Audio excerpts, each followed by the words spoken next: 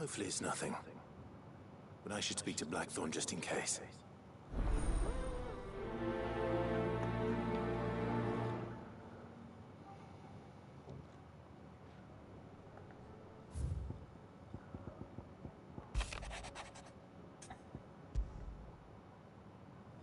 What could be wrong with Torgor? He seemed well enough when I last saw him.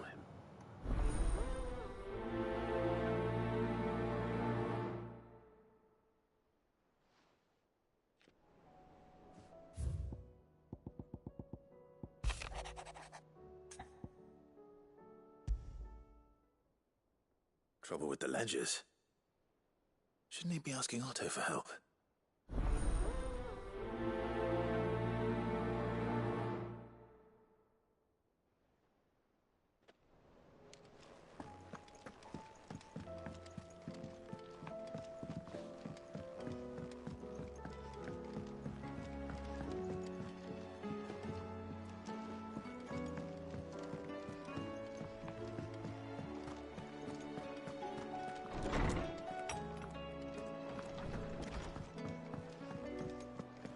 See the pair that got pulled into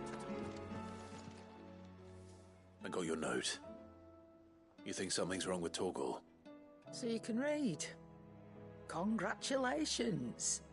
But I didn't say I were wrong with him. I said something weren't right. He's not been eating me treats. He used to love cracking the bones from Molly's boiled brown, but now he won't so much as look at him. Didn't like him. Which is why I'm of a mind that his mind's on something else. You've not been working him too hard, have you? No harder than usual. Is that it, boy? Do you need a rest? What was it you said he was? A frost wolf? That's what the lawsman seems to think. Then maybe this all has something to do with whatever it is that's woken inside him. I suppose things have been different since Rosalith. Perhaps Hippocrates knows something. Instead of everything, you mean? Perhaps.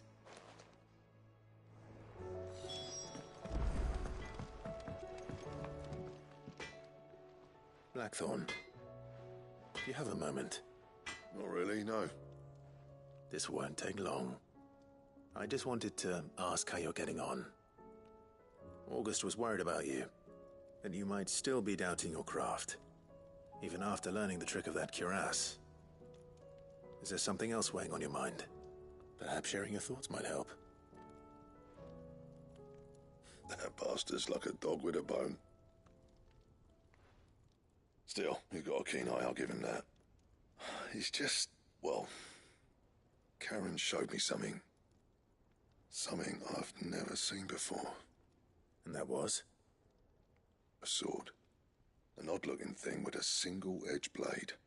The metal itself wasn't anything to write home about, but fuck me, the edge on it.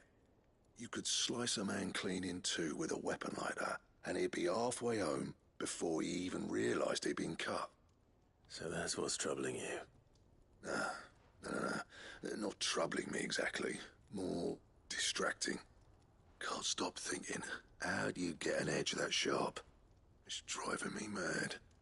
And if you knew how to do it, we could arm the curse breakers with even better blades. That's about the size of it, yeah. I'll see what I can find out. Sharper swords are always welcome. And we can't have our master blacksmith being distracted. You're a soft touch, you know that. But I can't say I'm not grateful for it. Good luck, eh? Thank you. Let's see what Karen knows about this sword.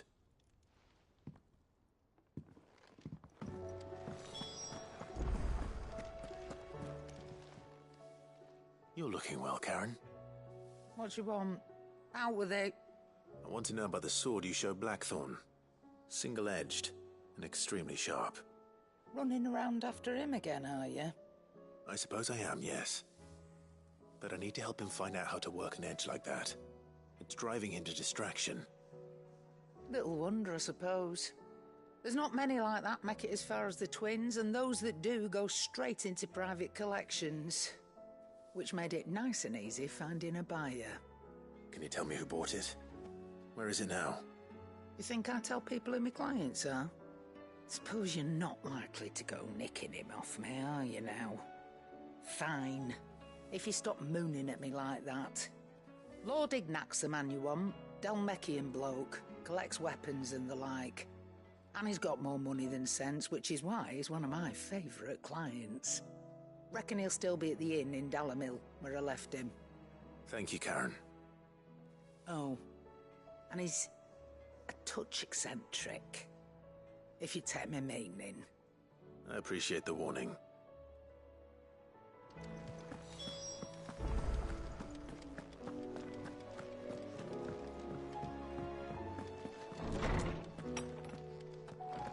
There's a storm coming soon. Lawsman, I need to ask you about Torgal. Something's not right with him. He isn't ill, is he? I don't think so. But according to Lady Karen, he seems to have lost his appetite, which is certainly a new development. She says he's hardly been touching his bones of late, and she believes it may have something to do with what happened at Rosalith Castle. I rather think she might be right, though not about his appetite. All canids are instinctively inclined to crack open bones for the rich marrow that resides within, and I see no reason why a frostwolf should be any different. Accordingly, I suspect it is not a lack of appetite that afflicts Torgal, but a surfeit of it. If we assume that his newfound magics require additional nourishment to sustain, it may well be that the bones Lady Karen is accustomed to providing are no longer sufficient. Frostwolves, after all, habitually prey upon far larger animals, whose bones may yield altogether different nutrients. As to where one might find a suitable substitute, some antelopes that graze the meadows of eastern Rosaria have been known to grow to a size more than double that of their lesser cousins. I don't recall ever seeing any that large. And little wonder. The oldest and largest such creatures rarely leave the safety of the highlands for fear of predators. The last elder antelope sighting I recall hearing about took place near Cressida, and that was long before the village was abandoned. Even so, it seems like a good place to start. Good hunting, Clive.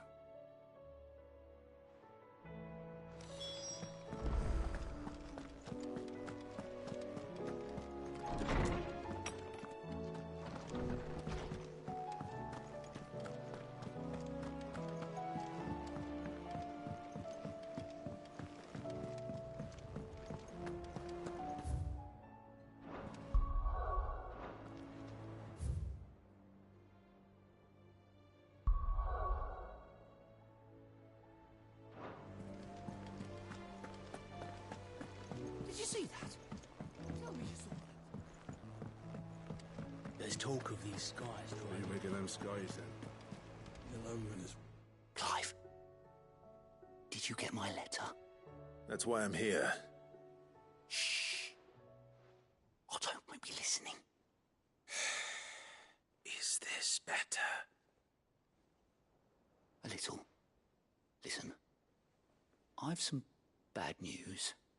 It turns out the hideaway may be slightly behind in its payment to certain lenders, and it may be my fault. But I swear to the goddess, I thought I had the numbers square. Sadly, that square turned out to be more of a circle. Zero, you might say. I can straighten it out, I swear, but it's going to take some time, and I'm going to need help keeping it from Otto. Bit late for that, I'd say. There you are! What a surprise! So let me get this straight. You forget to pay our lenders what they're due, and instead of coming straight to me, you get Clive to come to you. In the hope he'll dig you out of the hole you've dug for yourself. Clive, the man in charge of the place you've been cheerfully trying to bankrupt. And you thought this was a cunning plan. Why? Well, who needs paying? Oh, just Martha. And the dame. And, well, Lady Karen. But only 500 talents. We owe 3 of our most trusted friends 5 million gil. Each. 5 million each. They lent us the bulk of the money we used to rebuild the hideaway, you see, and, well, I must have made some sort of oversight. Those ledgers were my responsibility, and it was my decision to entrust them to you. This is my fault. Do we have that much to hand? I can always ask my uncle. No, we don't. And no, you won't. We've lightened Lord Rosfield's purse enough. After the king's ransom we had off him, he deserves better than to see our begging bowl. Besides, we'll need to learn to stand on our own if we're gonna make this work. All right. But that doesn't mean you have to shoulder the burden yourself. Is there anything I can do to help? There might be. How'd you fancy taking these to Martha and the dame? Rocks. Rocks, he says. Worth 1,000 talents apiece, these are. A little something Sid and I set aside for when times got lean. And I reckon 15 million in overdue debt probably qualifies. I just hope our associates' eyes are a bit more discerning than yours. I'm sure there will be. Should be me making the rounds, really. But you know how it is with this place. Orders to bark, arses to wipe and all that. I know. Which is why I don't mind going in your place. Go. Do you know why I only gave Master Clive here 2 star rubies? Because you'd rather Lady Karen killed me. Because I'd rather Lady Karen killed you. Yes. Well, I suppose this is goodbye then. Don't worry. I'm sure Karen will understand. Really? Do you think so? No, I don't.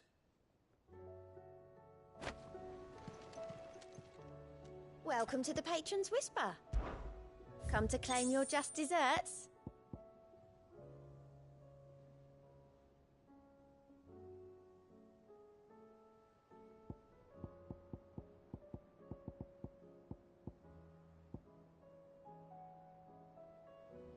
I don't have that one. You do.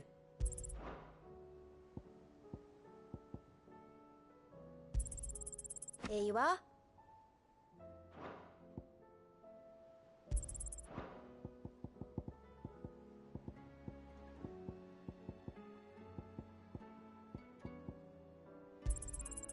All yours. You earned this. All yours. You earned this. All done? Otto, how fares the realm? The realm? Oh, she's just fine. As long as you look past the fat storms out of mother crystals and her skies are a roiling cesspit. And Gav? He's with your uncle in the Free Cities, helping Mid with her project. Sent an owl their way the moment the winds turned foul. Still waiting on a reply, though. Do you have any good news? Well, that depends on your definition of good. All right, fine. What do you suggest we do? Oh, no, I'm just a messenger. I leave the scheming to those more suited to the task. Could be that Lady Vivian and Old Tomes have their own thoughts on the current state of things. Could be that they don't. It certainly can't hurt to ask. I suppose not.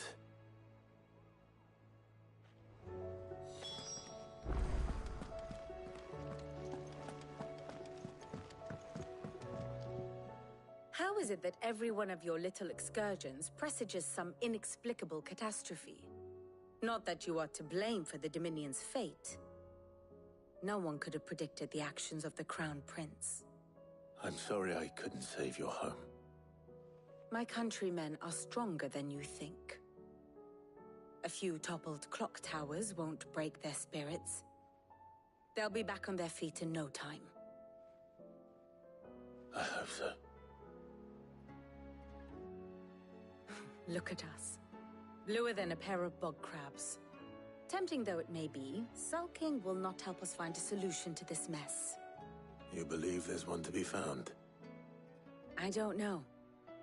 But I am certain we're more likely to find it if we first examine the facts.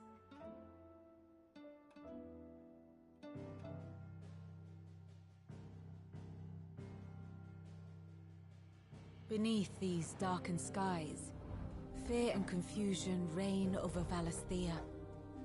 Oh, the lands around the fallen Mother Crystals had already begun to wilt for want of ether. But not like this. Crystals that filled wells and fueled furnaces. Now nothing but pretty shards of rock. And those that hang from the people's necks cast nary a glimmer of light to keep the dark at bay. It is only a matter of time before the common folk convince themselves that the end of days is upon us. Yet I fear a swift end is more than we can hope for. While most of the world thirsts for ether, the remainder drowns in it, spawning Akashic in droves. And amidst the hordes of mindless beasts, with magics as like to fail as function, even the strongest nation would falter. Rosaria and the Iron Kingdom teeter on the brink of collapse, while the tragedy in Twinside has all but paralyzed the Holy Empire. Dhalmekia fares little better. Rumor has it the ministers fled the capital after the fall of Drake's Fang, leaving their beloved republic to crumble. Waloed, meanwhile, moves in earnest. The Einherjar has been sighted off-storm. The world, in short, is in chaos. It would seem our civilization was nothing but a castle of sand, to be washed away at the whim of the waves.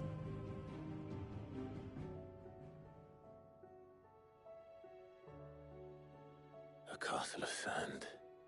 Not my best flourish, but it seemed fitting. The reports I've received are considerably more blunt in their appraisal. Without the protection of their nations, it will fall to the people to defend themselves against those who would take what is theirs. Which is only ever going to end one way. Defending a farmhouse against a band of chocobo thieves is one thing, but pitchforks and palisades will do little to stall an army's advance. Should the King of Waloed deign to invade, there would be none to stop him. None but us.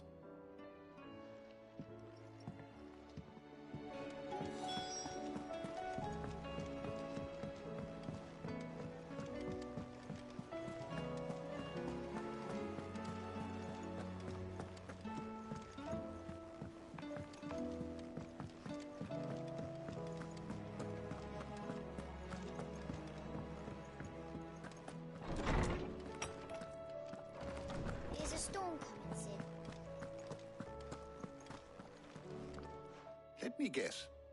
You're here about the skies. Is there anything you don't know, Lawsman? It doesn't take a court astrologer to augur the obvious. As for what has disturbed the heavens, that, I believe, is a question the Fallen might be better placed to answer than I. And on the 6th day did the gods tear the sun from the firmament, visiting darkness upon their prideful sons and daughters. But I dare say you remember your childhood lessons on the sins of Zemeckis only too well. You think they're connected? That Ultima was one of the gods responsible? Well, he has certainly exhibited powers that we mortals would associate with the divine. There is nothing divine about him. But he wouldn't be the first god of whom that could be said, now would he? Yet for all the fairy tales that tell of the sins, there is almost nothing in the way of actual historical accounts. Had I the Journal of Moss the Chronicler, I may have been able to tell you more, but alas, I fear all remaining copies have been lost to time. You will forgive me, I hope? Certainly not. Because there is nothing to forgive. Even without this journal, you provided us ample wisdom. And we will always be grateful for it. Perhaps Otto will be more inclined to share his thoughts when he hears what the others had to say.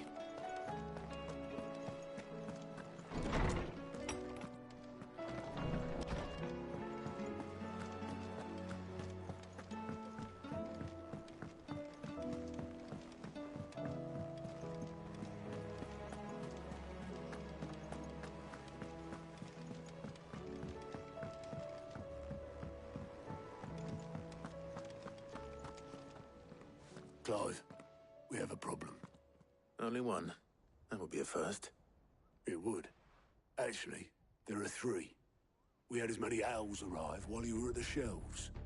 Martha's got a Kashik out her gates, and talk of monsters roaming the hills outside of Northreach has put the wind up Isabel and her lot. And don't forget Dalimil. Lubor says the village was raided by bandits. When it rains... It fucking pours. The Cursebreakers are spread thin, taking stock of the damage in the Dominion. And even if I could get word to all of them, I doubt they'd get here in time to make any real difference. Which means there's only two people who can. Jill and I. Let them know we're on our way.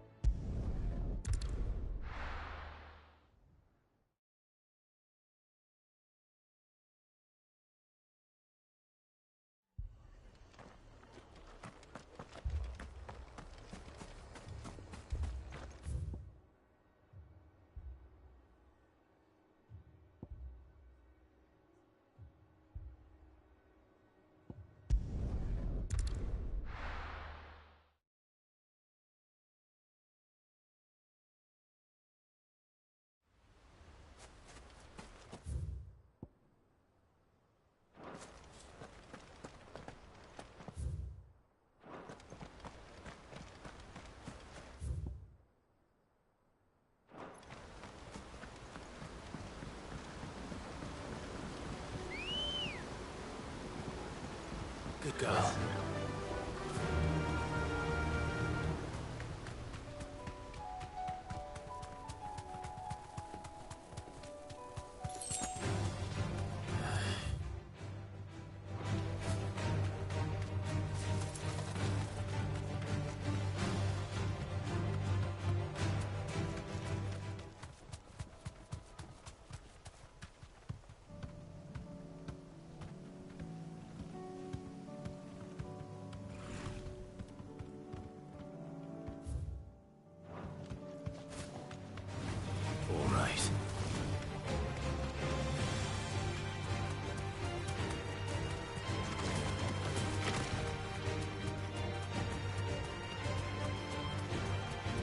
Certainly quiet.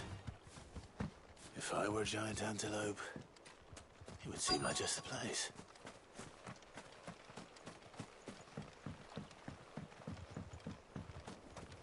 I doubt we'll find one bigger than that. You hungry, Torgal?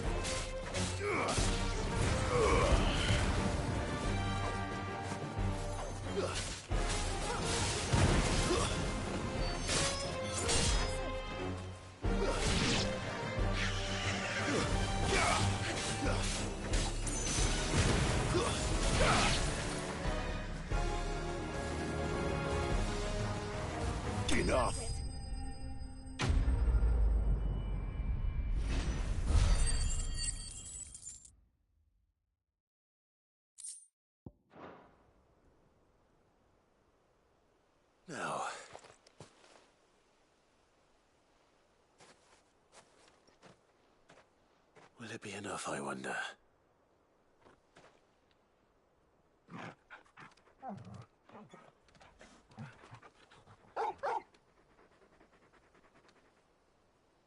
I say that answers my question. Which means we owe the lawsman our thanks. You're just a big puppy, aren't you? A very big puppy.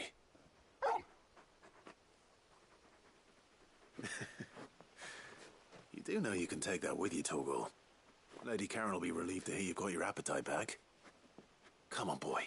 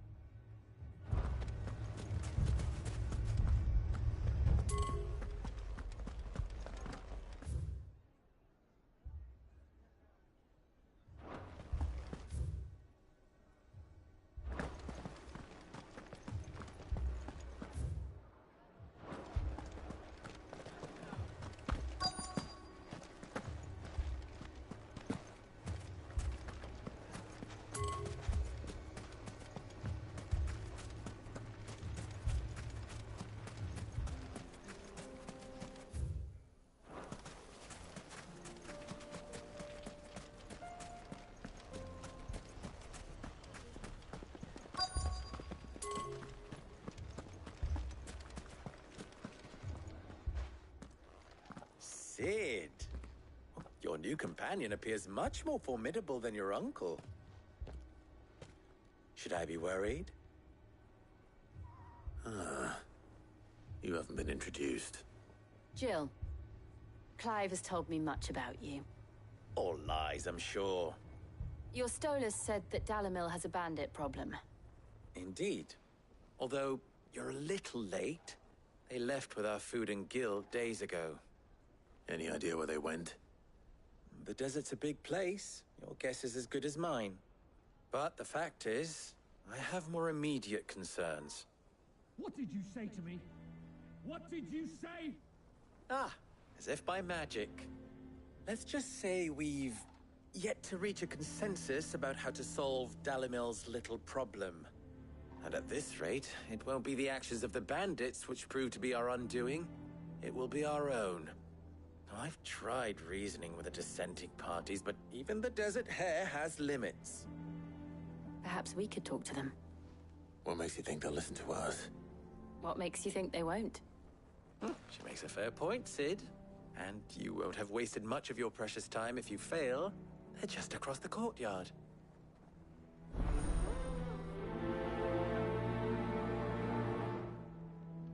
Suppose we just follow the shouting.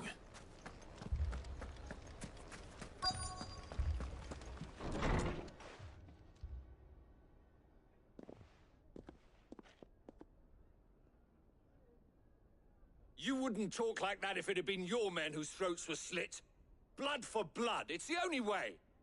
We hire mercenaries and have them mount the bandits' heads on our walls as a lesson to the rest. And what happens when those mercenaries are slaughtered like your men? Are you going to hire more? We're better off using that coin to buy food and supplies. If we hire mercenaries, the only thing we're buying is the bandits' ire. And you cannot fill empty bellies with that. Do you hear me? But what happens when they come back? Maybe it'll be your throat that's slit. That's enough. Both of you. Any more of this and I'll throw you out myself.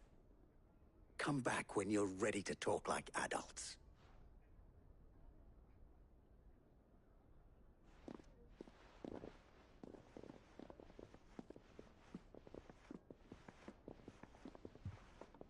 Victor. What's he doing here? Haven't we had enough fighting? People take notice of wealthy men. Shouldn't be too hard to track. My reputation will be ruined! Ruined! Calm yourself, Lord Ignac, I beg of you, before you do yourself a mischief. Pardon the intrusion, but... Out! Get out! I paid for these rooms so I wouldn't be disturbed. Leave me be! Please, allow me to apologize.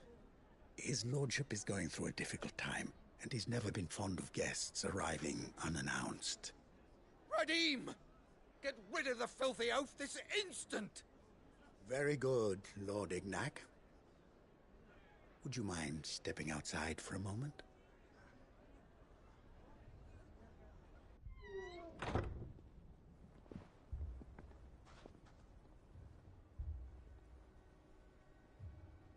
I'm sorry if I've caused you any trouble. That? Oh, no. That's just how his lordship is. Though the morning's events have left him somewhat fractious. He has been dispossessed of his luggage, you see. The thieves also made away with a considerable amount of coin. Coin the innkeeper will soon be keen to collect. I don't suppose a certain blade was among the stolen items. A single-edged sword. It was purchased from a merchant friend of mine. Ah, you know Lady Karen. Yes, I'm afraid it was. Then I'll retrieve Lord Ignac's luggage. But I have one condition. You have but to state it. You are welcome to anything that is within my power to grant. I want an audience with Lord Ignac. A few minutes should be enough. Then I'll be on my way. A condition I would be a fool to refuse. Of course, you shall have your audience. I don't suppose you saw where the thieves went? I did not, no. Though some discreet inquiries made on his lordship's behalf mean that I know where you might find them. The bandit's bed. Every ill-gotten coin in Dalimil is said to pass through that disreputable corner of the Val Croix. And that's where I'm heading. I shall speak to Lord Ignac in your absence, and arrange for an audience upon your triumphant return. That will be very kind of you. Farewell, and best of luck.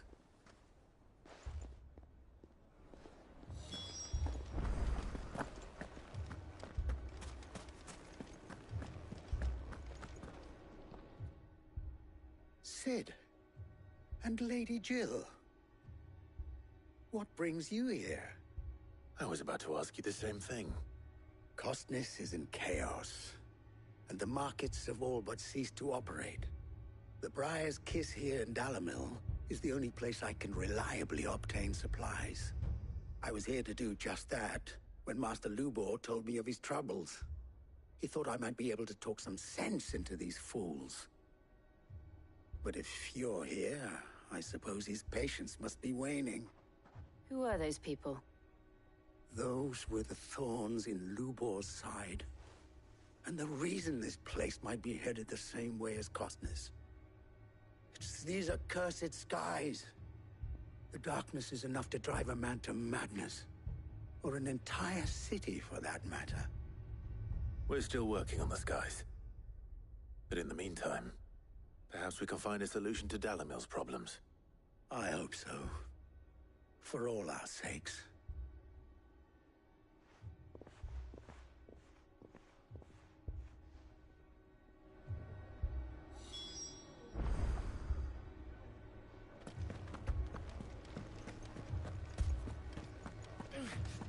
Fucking thieving. So, you see my predicament?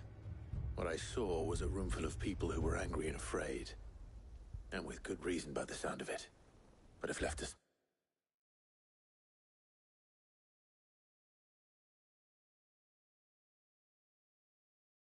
Mulder, that anger and fear could set the entire town alight. My thoughts exactly. What to do? Both sides wish to protect their homes and livelihoods, if only they could agree on how. But as long as they are divided, we are vulnerable. And if there's one thing bandits like, it's an easy target. What would Sid the Outlaw suggest? Well, if it were my namesake, he'd let them choose for themselves, and be on hand to pick up the pieces when it all went wrong. That sounds like a recipe for disaster. A recipe for disaster is precisely what it is. But perhaps that realization would be enough to make them question the ingredients. While it's plain neither Conrad nor Natalie will countenance the other's proposal, it may still be possible to make them doubt their own. Before presenting them with a third option. And that would be? To pool our resources and save the city ourselves. Why fight each other? When all that fear and anger can be directed at the bandits. It appears we have a plan of action. Victor, pay Conrad a visit. See if you can't convince him of his folly. I'll speak with Natalie. As you wish. Your faces are not well known in this town. That may prove useful. Don't worry, Victor and I will do most of the talking. You need only play along. Play along? What he means to say is yes.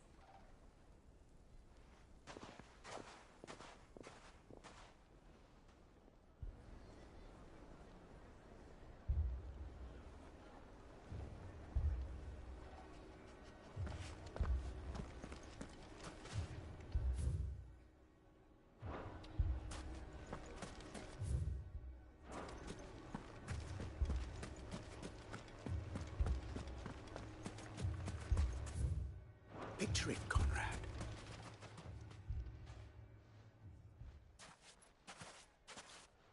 Ah, here she is. The Lady of the Spear herself. Conrad, may I introduce you to Jane, commander of the Red Wings, the oldest mercenary guild in the Free Cities. A pleasure, my lady. The pleasure is all mine. As I told you, I summoned the commander here from Canver to inquire about a contract. Victor says you told him no. That there aren't any men left to hire. Is that true? True as the crystals cracked. Nobles came and claimed every last one worth his salt. And not just from us Red Wings. You know of the 7 high houses. There must be 2 swords assigned each one. Granted, we have a few boys left. If it's boys you're looking for. Well, Conrad, are you saying that Dalamil's finest cannot defend this town better than a gaggle of unblooded striplings? That a band of beardless youths could better avenge the deaths of your brave men than you yourselves? Absolutely not.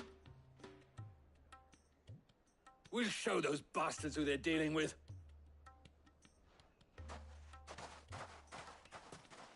I can't believe that actually worked. Conrad's not what you call the brightest candle in the crypt.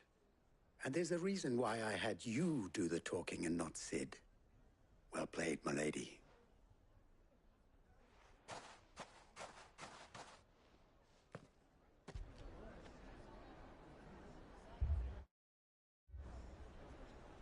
Then let us band together and show the roots that Dalimil is not to be trifled with.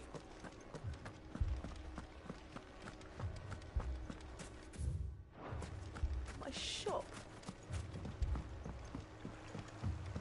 If I had my pickaxe, I would... I mean, it may still be possible to buy something. here he is now. Natalie, allow me to introduce Lord Underhill of Randalar's prestigious League of Merchants. Lord Underhill. At your service. Underhill? I was just telling the good lady of our conversation, my lord, and how you were lamenting the state of the capital's stores. Lubor says that not only are the granaries almost empty, but that war and the Blight mean this season's harvest won't be enough to fill them for winter. Indeed, certainly that is the case. The nobles in the capital are buying up the city's stocks of barley and wine, driving the prices higher than most commoners can afford. It is only a matter of time before the peasants revolt. It is worse than I thought. If what Lord Underhill says is true, I fear we have little hope of supplementing our stores, meager though they regrettably are. And while I applaud your endeavors to dissuade our more bellicose citizens from seeking vengeance, I sense Conrad is not wrong in his assessment of the bandits' likely return. Which means that now, more than ever, we will need to secure what little we still have. Food, weapons, herbs, everything. If our humble town is to endure not only this hardship, but those that are certain to follow, we must stand united. All right. If it will help to protect my home, I'll do it. But you needn't have gone through this charade.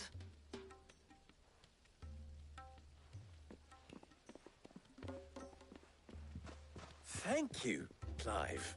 Your performance was nothing if not workmanlike. She saw right through it. I didn't say it was good, merely that it produced the desired effect. Now, my scouts should be returning shortly. Meet me back at the Briar's Kiss, and we shall see what we face.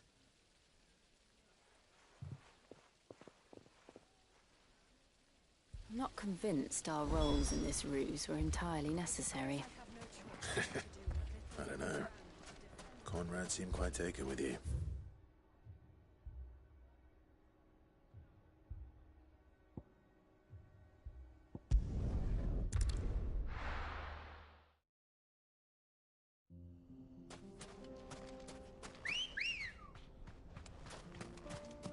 Ready, go?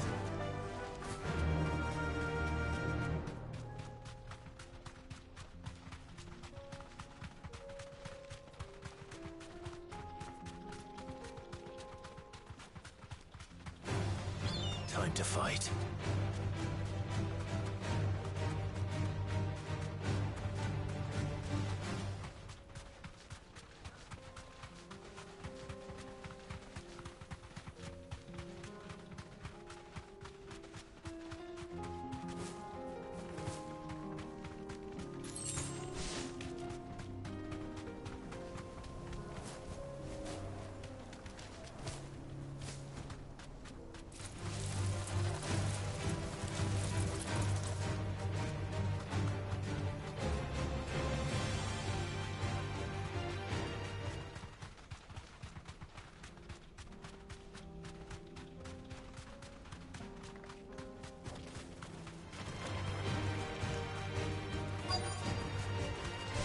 Deserve a rest.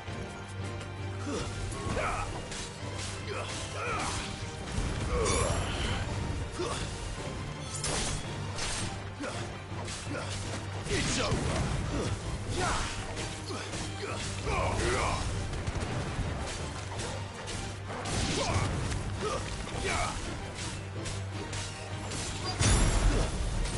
Stay down.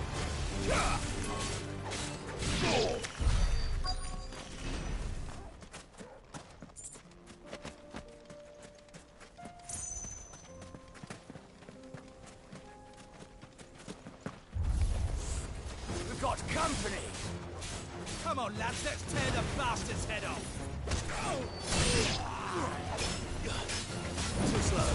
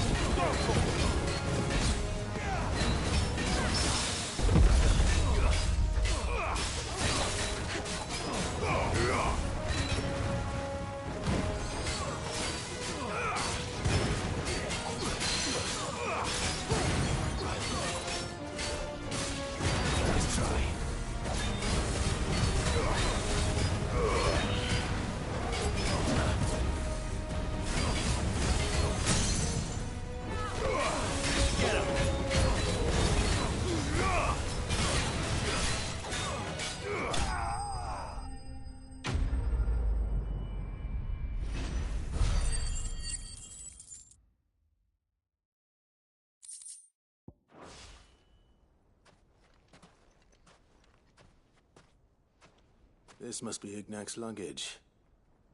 Nothing seems to be damaged. All right. Let's get it back to Dalimil.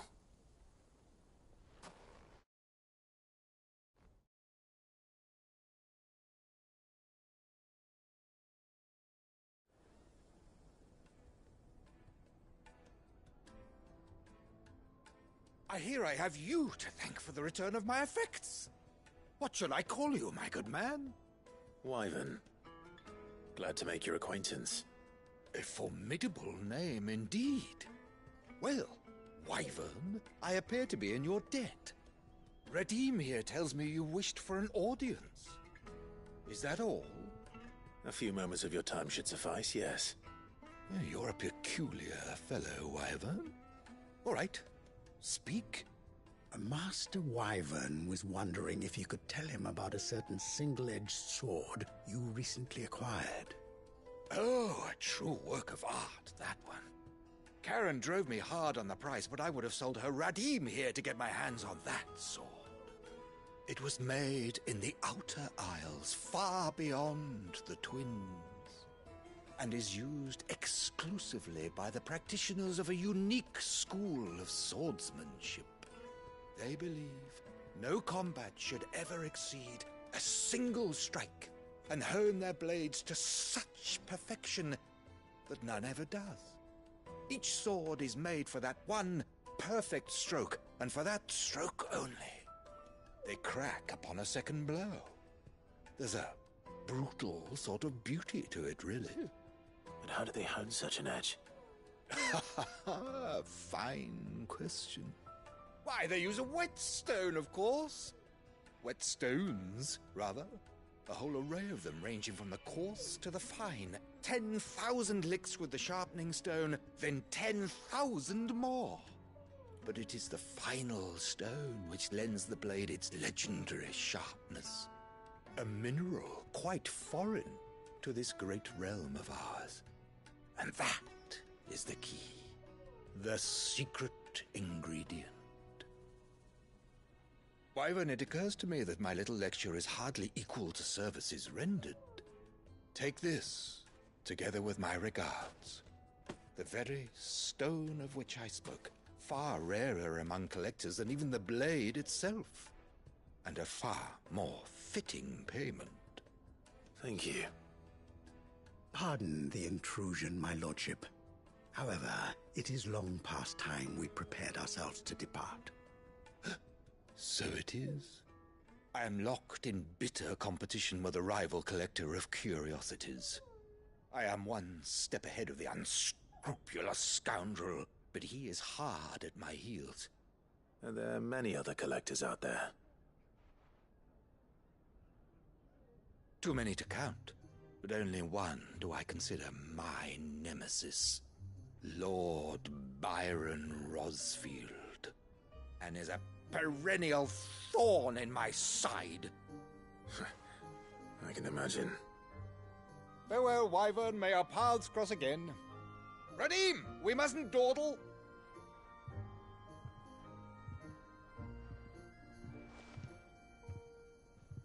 I think his lordship is rather taken with you, Master Wyvern. Thank you again for your assistance. Coming, my lordship. I'll be right there.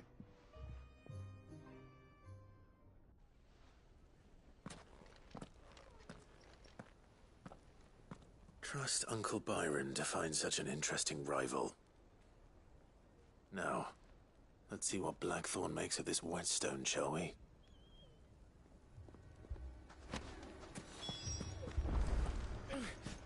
Fucking evil bastards.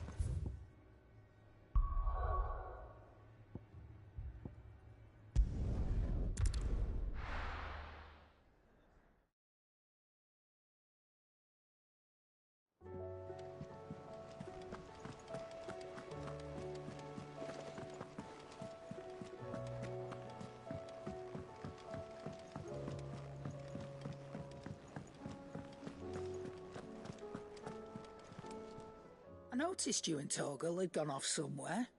Take him for a walk, did you? You could say that.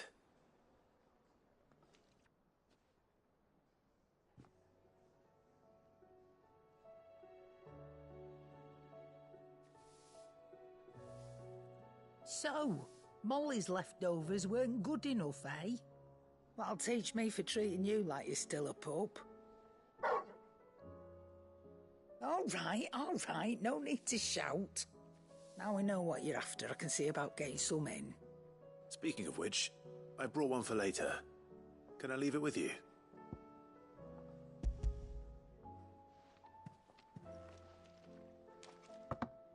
You can, aye. I'm nice like that. In return, you can thank Tomes for me. The bloody know-it-all. I was just on my way to see him.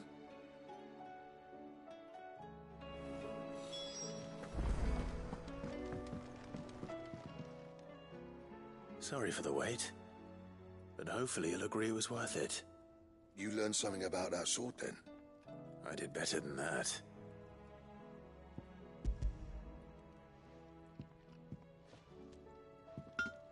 A whetstone? Yes. But not one you'll find anywhere in Valisthea.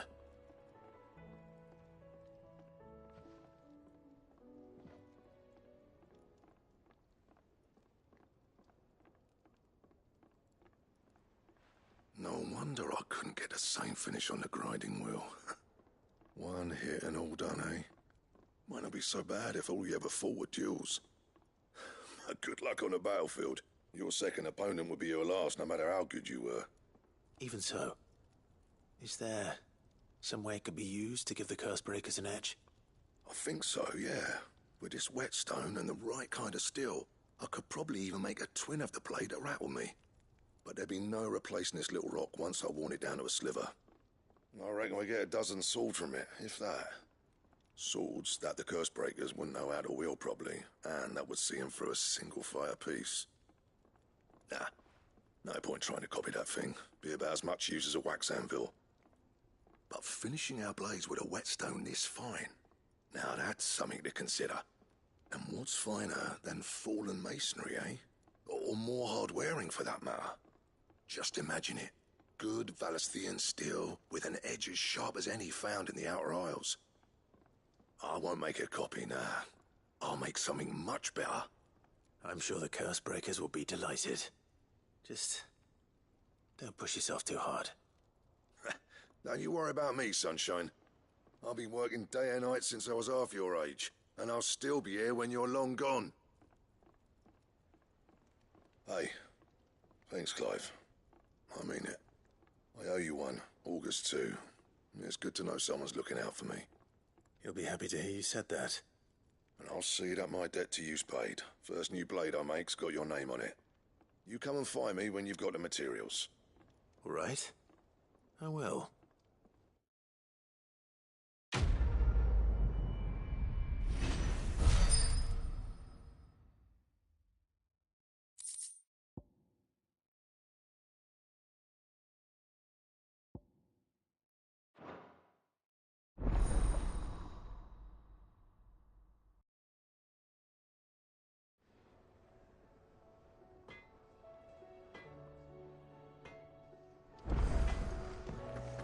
See the pair that got hauled into tires?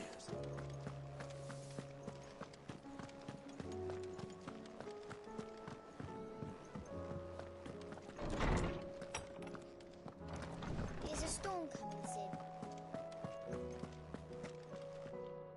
Ah, Clive.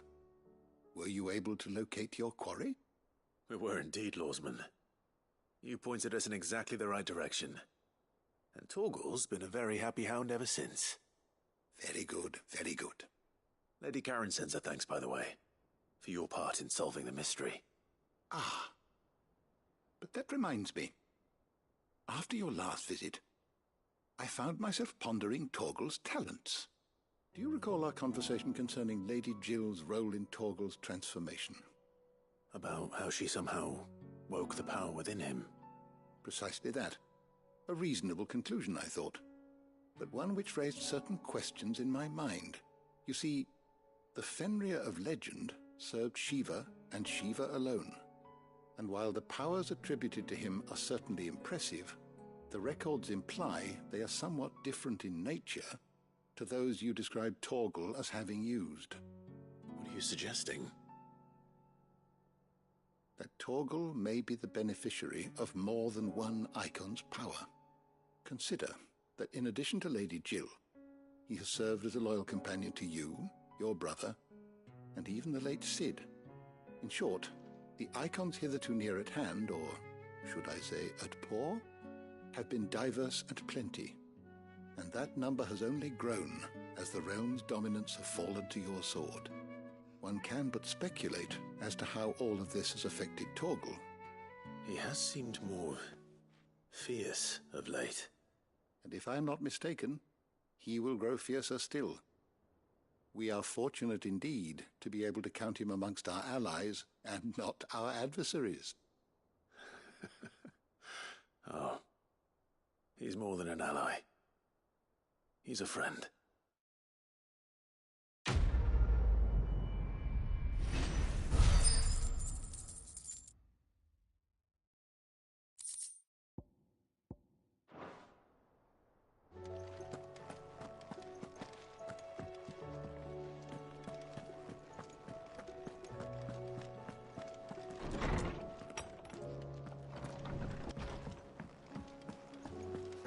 Seems the height.